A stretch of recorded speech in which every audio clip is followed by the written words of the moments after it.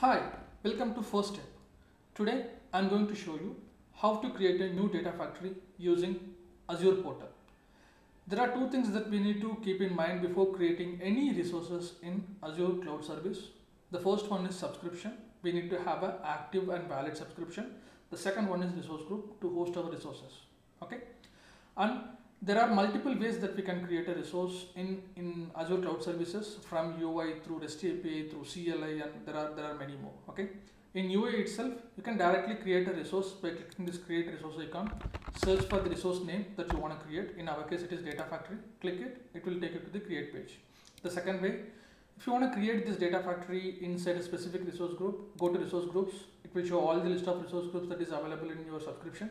Pick a selective resource group, and you can click this create button and you can search for the resource name. In our case, it is Data Factory. Again, if you search it, and it will show you the list of resources, you can create a data factory here.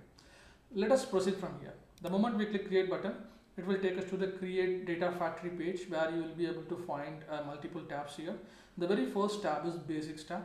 In basics tab, you have to define the project details. When I say project details, what's the subscription that we need, what's the resource group that we are going to deploy this, and what is the data factory name, and what is the region that we're going to create, and what is the data factory version we have. Okay, as we all know, subscription and resource groups are mandatory in order to create any resources in Azure Cloud Services. These two are configurable through dropdown. Currently I have only free trial subscription, so I'm going to choose the subscription.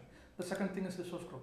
You can see I have already created a resource group here with the naming convention of kebab case, where you can see rg-first step-devtest-001.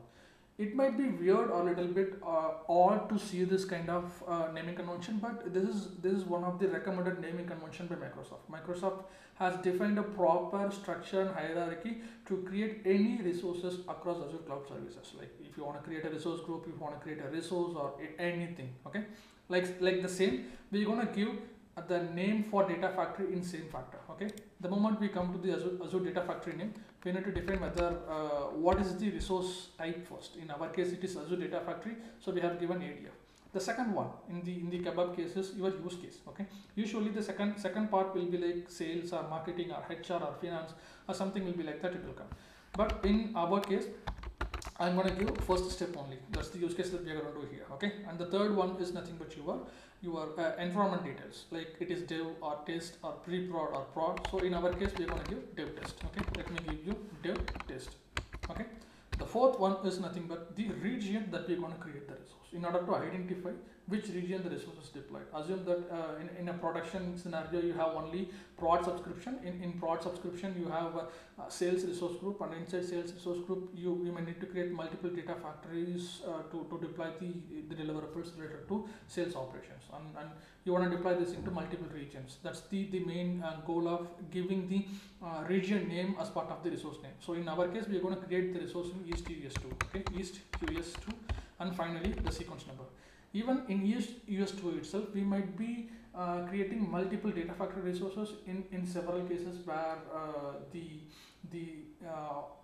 deliverables that we are going to deploy inside data factory has exceeded the limitation range given by Microsoft. Okay, so that's why we need to add sequence number. So you can see here, team, that the naming convention in Azure Cloud Services mostly follows basket, snake case and kebab case. Okay, and let us choose the data factory region as well, East US2, and the version by default it is giving us 2.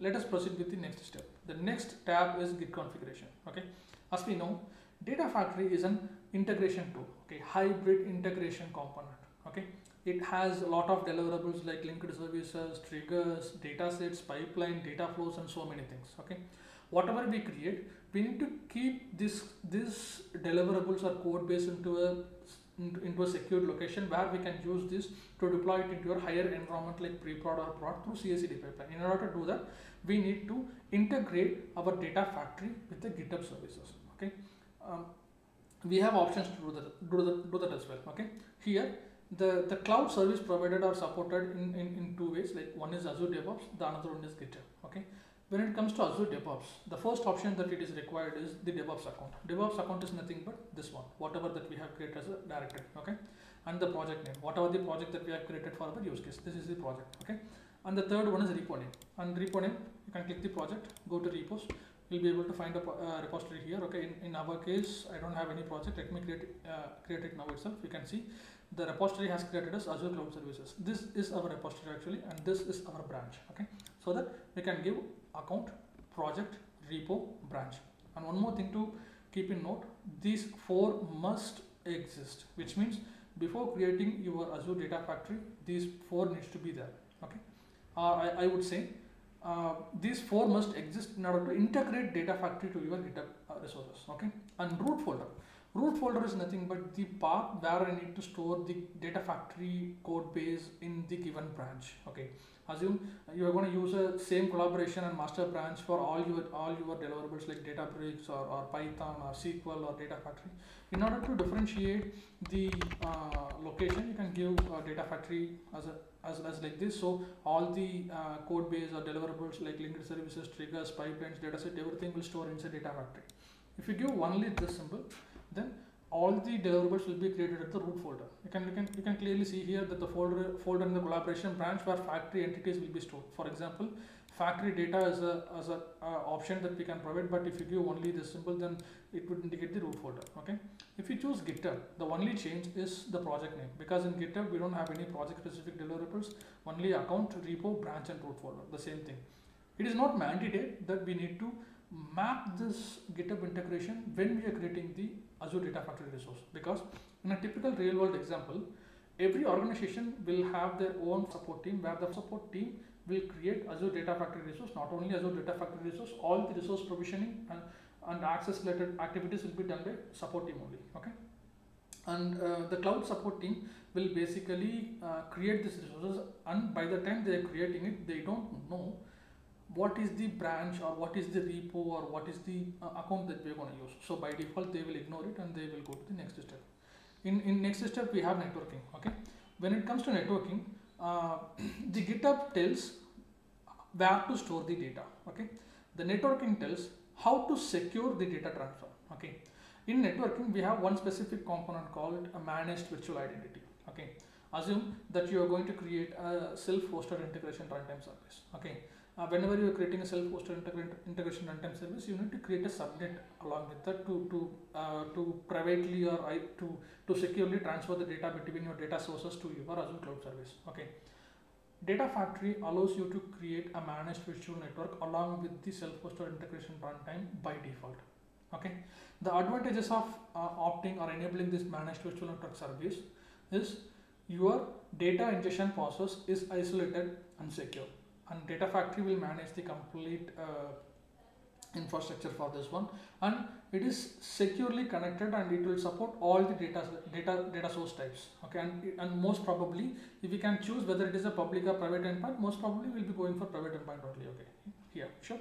And I would say the benefits of this is like we don't need to have an in-depth Azure networking knowledge to create this one. It's simply by simply enabling this option, it will create a managed virtual network. Okay, but there are certain catches that we need to remember whenever we are opting for this managed virtual network. Okay, currently the managed virtual network service is only supported in the same region as the Data Factory is deployed. Okay, so whenever you opt for this service, it will create in the same region where the Data Factory is created. So you cannot create a managed virtual network in a separate region and Data Factory in a separate region. Both has to fall under the same region. Okay, this is first one. And second one, you cannot migrate or switch your existing integration runtime services to this managed virtual network, vice versa the same. Okay, so these are the two catches that we have in the managed virtual network. And the fourth tab tells the advanced section. Till now we have seen what are all the basic configurations or properties that we need to give in order to create a Data Factory, and GitHub configuration, how to store the data, networking, how to secure the data, but how to secure the network. But advanced will tell us how to secure the data. Okay, by default Microsoft comes with a randomly generated managed key known by Microsoft managed key, MMK. We'll take it as MMK. Okay, this secures our data transfer and it completely secures the deliverables that we create inside Data Factory whenever it is stored. Okay, but Microsoft give us option to add an additional security layer to this. That is nothing but the concept called bring your own key. Okay, you can create a new virtual key that will allow you to have more control over the data that is residing in your Azure Data Factory. When I say data, the deliverables and data that we are going to use in the data factory. Okay. So this service will allow you to add more security to your data factory, whereas we need to keep few things in our mind. Either of the key, the Microsoft managed key or customer managed key is lost, you cannot access your data factory. And the second point, this customer managed key must be retrieved from a key vault. So it has to be stored in a key vault. And the third one, this is very, very important. Since the customer managed key must be come from key vault, the key vault and Azure Data Factory must be in a same tenant and same region, whereas it can be in a different subscription. Assume you have one subscription in production where you have stored the key, but you want to access the same key inside your dev test subscription as well. The only prerequisite is it must fall under a single tenant and it must fall under a single region. Subscriptions can be different. Okay. So these are the 3 points that we need to keep in mind whenever we are opting for the service. Okay. By clicking this checkbox, you can easily enable that, where you can give the secret location here, and once you have given the secret location here, you can choose the identification type. Okay. And the next one is tags. When it comes to tags, it's nothing but a logical grouping for you. As a data engineer, we don't use it widely because this is more over to the operations related or cloud support related. Okay. The final tab is review and create. Okay.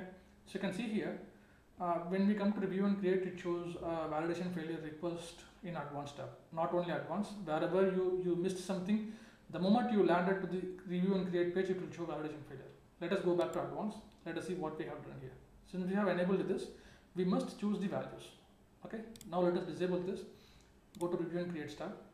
So you can see the validation will succeed now. Once the validation is succeeded, you can validate the information that you have provided across the tabs. The basic information such as what is the subscription, what is the resource group, what is the name of the resource, the region the resource is going to deploy, the version of data factory, and the networking connect via public endpoint. Okay. So the moment you click create button, it will initialize the deployment, and you can see the process here. It will initialize, it will submit. The moment it is submitted, it will take you to the resource deployment page, where you can see the data factory is getting created under free trial subscription in this resource group, and the start time and the action ID. Okay. If you wait for a couple of minutes, probably 1 or 2 minutes max, this resource will be created inside the resource group, whatever we have given. So far you can see the action items, everything is successful, and the deployment is also successful. Okay. The moment you go to home, click resource group, wait for a couple of minutes, once again click resource group name, it is not listed because it will take hardly 15 to 20 seconds to refresh inside the resource group. You can see ADF, first step, dev test, EC2 001. Whatever the options that we have given, the same name is here. If you like the video, please click the like button